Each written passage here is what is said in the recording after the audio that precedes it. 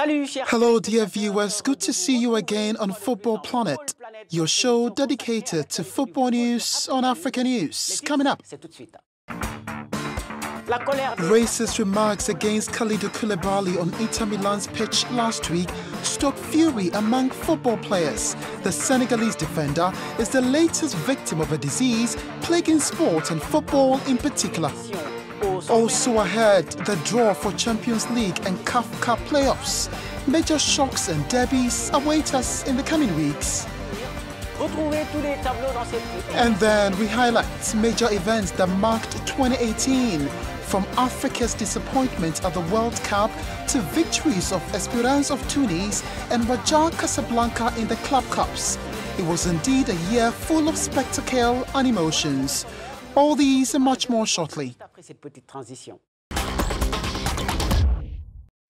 Welcome to Football Planet.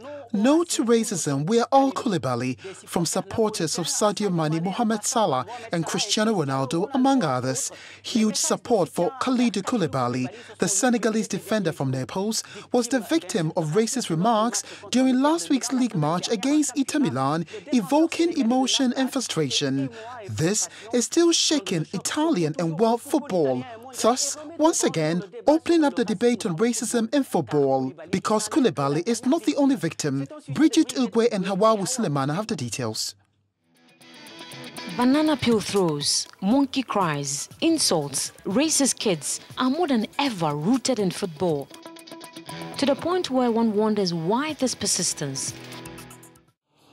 But it seems these energetic people who throw dust into the beautiful game don't care or even remember its multicolored nature.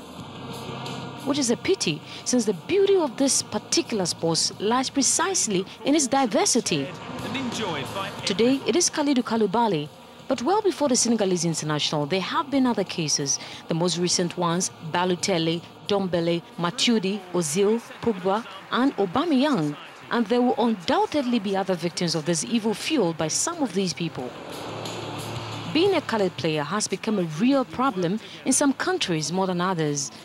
But whether Russia, Italy, England or France, evil has the same name. The reality is there, difficult to bear but very present. The phenomenon has been worrying and mobilizing for years. But there is a growing realization that the battle is difficult to win. Campaigns against discrimination and racism have so far failed to stop these phenomena, even outside football stadiums. This, in the eyes of many, only reflects the softness of the federations and other disciplinary bodies in taking sanctions. We can only hope for more firmness and education to ban these abuses that poison football forever. And let me say that these acts have no place in the world at all. Returning to the racist remarks against the Senegalese defender, it must be said that this provoked a great deal of anger among Napoli coach Carlo Ancelotti. The Italian coach said he was disappointed by the attitude of the Milanese fans and even more so by that of officials who did not stop the game. Koulibaly did not finish this match due to a red card. I was not angry, but disappointed. I went towards the referee to ask him what happened. I believe the red card to Kalidou Koulibaly was determined by the player's state of mind. Koulibaly was insulted for the whole match with racist boos. We asked the authorities to intervene, but only announcements to the public were made. They didn't go for the temporary suspension of the match, as we had requested. And that, I think, was the right thing to do. It is very unusual for Koulibaly to make that gesture, which is a wrong gesture. But the player's state of mind was not peaceful, and I think that the referee did not keep all this into account. And consequently, the Italian Football Federation has upheld a too-much ban for the Napoli defender, ignoring criticisms over racist remarks. But it will take even more to put an end to this evil that is poisoning European football, says former Napoli coach Maurizio Sarri, who currently manages Chelsea Football Club. You know that in Italy there are some problems in football. especially for Naples, I think. And we stopped, when I was there, we stopped 2 matches, one against Lazio in Rome, one against Sampdoria in Genoa. I'm really very sorry for Kalidou, because he's a wonderful man, and so I am really very sorry for him.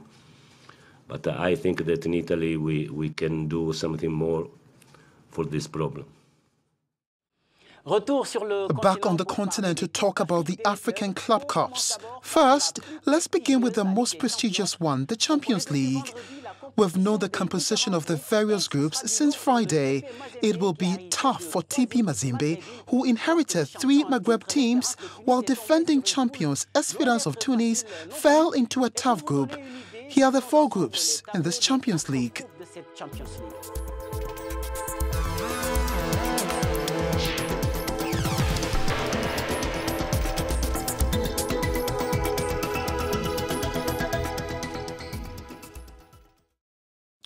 And as seen there, we're heading into a particularly exciting group stage in this African Champions League. First day will be held on January the 11th. Things are also looking exciting for the CAF Cup, which also do playoffs on Friday. The attraction will undoubtedly be the Maghreb derby between Zamalek in Cairo and the Algerian club Ittihad Tanger. However, the reigning champions Raja Casablanca will face the Namibian African Stars in a draw.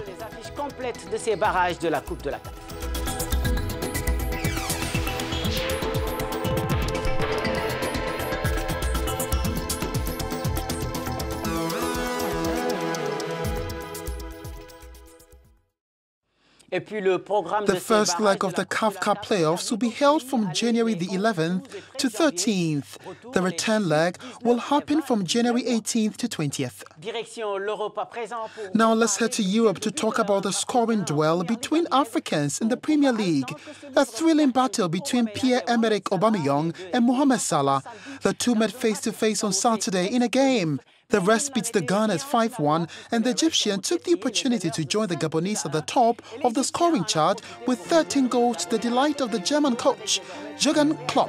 He was delighted with this success, which strengthened his team's leadership position, thanks in part to a hat-trick from Brazilian Roberto Firmino. And also know that the other strong man from Liverpool, Sadio Mane, also distinguished himself at this game. The Senegalese scored his 8th goal of the season to end a very emotional year. From the World Cup to the Champions League and the controversy surrounding the African Cup of Nations, the year was particularly good for the news.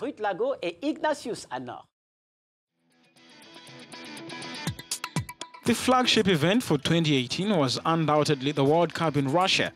It was an exceptional event which saw France returning to the top spot. The French were crowned world champions for the second time.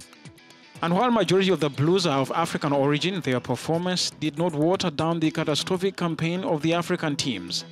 For the first time in 36 years, the continent failed to qualify to the second round. It was a big disappointment for many, since it was thought they had it all to compete with their opponents. But neither Senegal, Nigeria, Morocco or Tunisia rose to the occasion. Meanwhile, Egypt were the worst team, while Panama got 0 points. A big disappointment for the Pharaohs, but they moved on and qualified for the next Africa Cup of Nations. Egypt may likely host the tournament next summer. Egypt and South Africa are seen as favourites to organize the tournament after Cameroon was stripped of hosting rights. A CAF decision that stoked anger and raised questions as Ivory Coast refused to give up AFCON 2021 hosting rights to Cameroon. And while the Ivorians have appealed to the Court of Arbitration for Sport to challenge CAF's decision, CAF has said that it was sticking to its position. But there were tops in the Champions League. Esperance of Tunisia were crowned champions after a breathtaking final. After losing 3-1 in Cairo, the Tunisians claimed their third continental title 7 years after the last one. In the CAF Cup, the Congolese side Vita Club, who came very close to a resounding victory but ended up giving in to Raja Casablanca, who won their first title in this competition. In 2018, Senegal again retained its beach soccer title. The Lions of Teranga, who beat Nigeria in the AFCON final in Egypt, won a record fourth continental title. For their part, Nigeria consolidated their dominance over African women's football by winning their 11th crown to end an emotional year.